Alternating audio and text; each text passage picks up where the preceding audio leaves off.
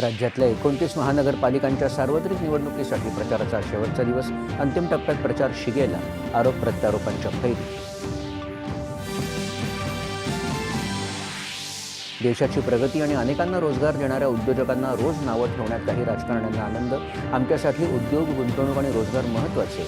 मुख्यमंत्र्यांची ठाकरे बंधूंवर टीका. बाळासाहेब ठाकरे यांची इच्छा असताना एकत्र न आलेले ठाकरे बंधू आता केवळ स्वार्थासाठी एकत्र आले आहेत असं सांगत त्यांचं प्रेम पुतना मावशीचं. एकनाथ शिंदे यांची टीका.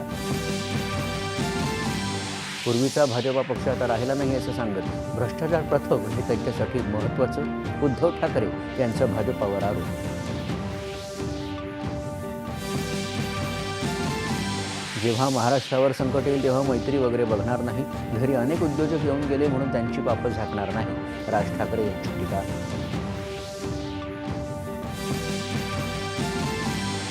आरक्षण मर्यादेचा संबंध नसलेल्या राज्यातल्या 12 जिल्हा परिषदा आणि 125 पंचायत समित्यांची निवडणूक प्रक्रिया 15 फेब्रुवारीपर्यंत पूर्ण करण्याची सर्वोच्च न्यायालयाची परवानगी.